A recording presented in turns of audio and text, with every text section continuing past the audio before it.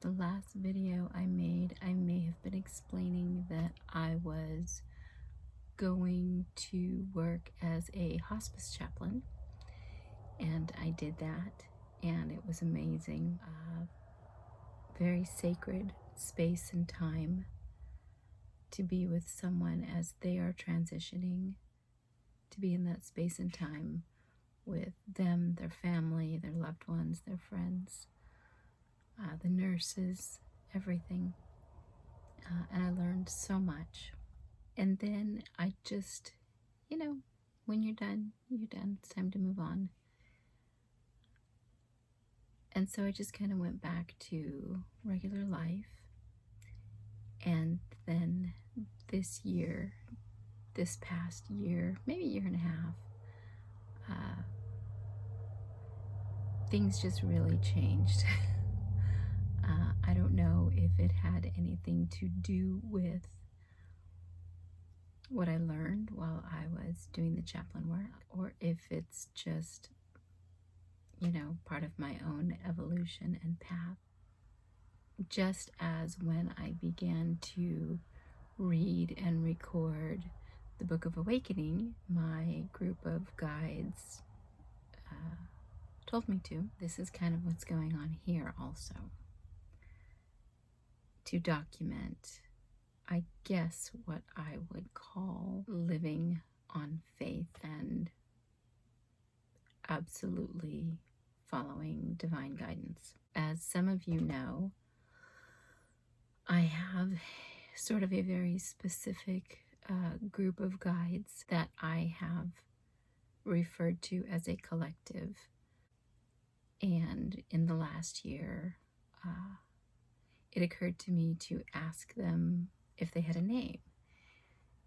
And that was after watching, what's her name? Suzanne Geisman. Anyway, if you know who she is, you know who I'm talking about. But if not, look her up. She's, I think she experiences things very similar to the way I do. And so I feel kind of a resonance with her. And I can't remember the name of her collective. But then a friend of mine sent me a video of the man who channels a collective called Bashar. And so after watching these videos and I was like, oh, hey, do you guys have a name?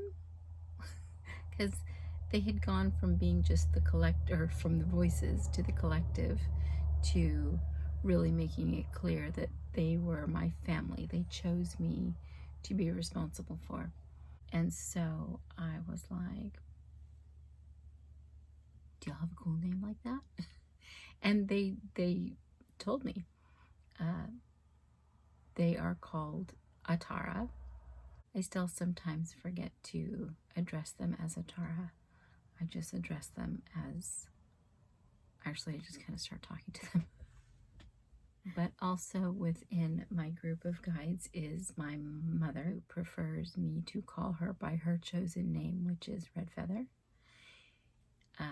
Then there is a Chinese woman that I call Mrs. Chow. There are a few angels. There's Yeshua, of course. And there seems to be what I call transient teachers, people who come and go to teach me certain lessons or guide me through certain times. And most of the time that I've been aware of this group of guides, I honestly thought that, they're my guides. They're here to guide me through life. And they are. But it finally occurred to me that they are here to guide my service. And that kind of blew my mind because they're so good. And I was like, oh, I've got a genie in a bottle. But that's not how it is. So, do they guide me? Yes. Do they direct me? Yes. Do they inspire me? Yes. all of that, there's a big old fly flying around. All of that guidance, all of that inspiration is for me to help me be in service. And for me, I understand that I am in service to my fellow humans, people that I come in contact with, and God. And I'm using the word God as a generic term. And you will often hear me say God, and you will hear me refer to him in the masculine. And that's just because, I was in the church for so long. But please know that it is a much more expansive, all-knowing presence. But again, because I was raised in the United States and I willfully chose Christianity when I was in my mid-20s, my verbiage will be to that. Please hang with me if that's something that bothers you. I think the overall story will help you understand that putting God in the box of the Bible is putting him in a box, and he doesn't belong in a box. So I'm going to be starting a series, and I have no idea how it's going to play out yet because everything is going on now. I will be recording a lot of this stuff in real time.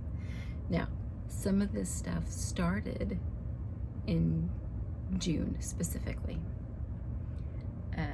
And so I will be posting some videos that I recorded in June that are relevant now and are becoming more relevant as time goes on.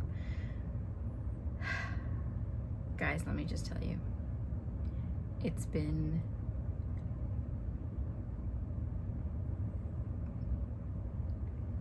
the strangest, most beautiful chaos. And yet, that's what it feels like when I'm in it. And then when I am out of it and I turn around and I look back,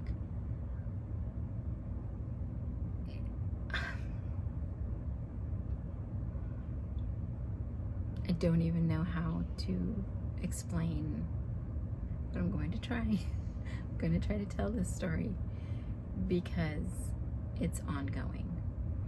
And at this point,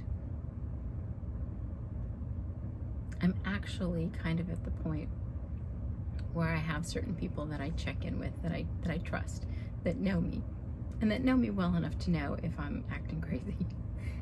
And I'm going to use crazy as a broad term. Did you see this happen? Did this happen? So I think that's the interesting part about it, is that as I'm living this and experiencing this, I have witnesses to what's going on. And I may, you know what? I might see if some of them will let me interview them to get their take on what they are seeing happen. So there it is. Like I said, I will be working on more videos. I'm hoping to get 2 out a week. It's a lot of work, and even like right now, I haven't recorded anything in so long that I don't even really remember how to use the camera, and so I'm using the wrong camera right now, and I don't know where to look, so I gotta try to get the hang of everything again. So hopefully what it lacks in professional, polished filming, it will make up for in, if nothing else, entertainment value, but hopefully inspiring hope. And I don't know what else. I know that I love to serve. I know that I love to feel like I am being an instrument of the divine. I know that I love when I have someone in front of me and we get to a part of the conversation that means something to them. And I might not know why I'm saying those words, but all of a sudden you see their eyes light up, or their facial expression change, or just the energy changes. And I've made that connection, or God's made that connection through me. Fingers crossed I can get that through in these videos. This is my new house. That's part of the story. I'm trying to film late at night because during the day there's construction, there's trucks, there's cars, and it's really loud. So I've gotten used to it. I know that it's going to show up in the video. Even this late at night, it's still a lot of noise. And then of course during the day there's cats and dogs and kids and everything else on top of all the highway noise. So hang with me. I'm going to do the best I can here. Put your seatbelt on. It's been an interesting ride. It's been an interesting ride. It is an interesting ride. We're still on it. I think we're just at the beginning of this ride. I'm excited and I'm scared. I'm not scared in a bad way. I'm like, can I actually do this? Can I truly, truly live my life following divine inspiration? And what I mean by that is my guides are really good at giving me audible words. And I think if I have one really good ability, it's listening, hearing. Not that I don't always listen. I always hear them. But sometimes the constraints of being a human, I can't follow the instruction immediately. It takes a little bit of time. When I act on the things I hear, and when I do what I've been told to do, I'm going to say it's like having a magic wand. And that's a big statement. I get put in situations where I have choices to make. And the choice will be, am I going to reason? And am I going to do what seems logical? Or am I going to lean into what they are telling me? And I gotta tell you, the part of it that's hard is what the people around me will think. Because I don't look like I'm doing what is expected of me in the human plane. And I'm a mom with 5 kids, and so I don't know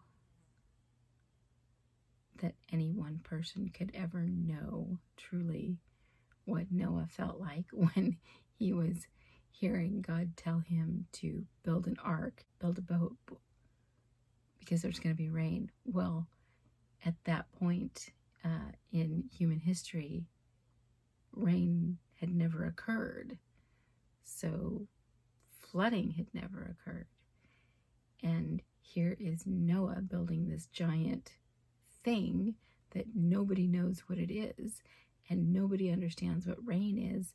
And so what could a flood be? And so he looked like an absolute nutcase. And I kind of feel like that's where I'm at. Now, am I building an ark? No. I'm building my personal ark. But I don't have the responsibility of saving the human race and animals of all kinds. But I do have the responsibility of my children and my pets, providing for them and keeping them safe. So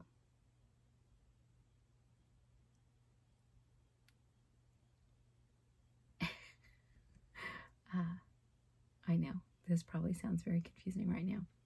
Hopefully, over the next few videos, it'll make more sense. And I almost feel like this is going to come about in kind of the way Quentin Tarantino tells stories, you know, like he sometimes starts at the end, but then he shoots back. Anyway, if you've watched any kind of Quentin Tarantino movie and you're like, what the? It's probably what this is going to be like. So hang with me. If you're not subscribed yet, I'm going to ask you to subscribe, and I'm going to ask you to thumbs up, like the video. I don't know why.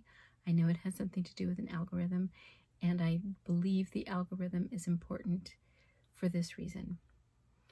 I think I am being asked to do this because there are people out there who need to hear this story, and through my story, people will be able to find hope or inspiration. So that's all I want.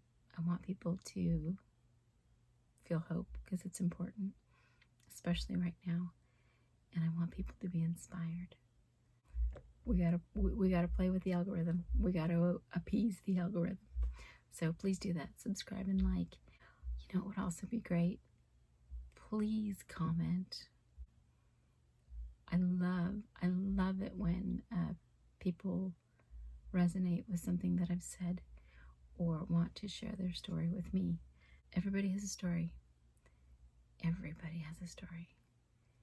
And these stories are interesting. So I'm going to share my story with you, and I hope that you share your story with me. See you soon.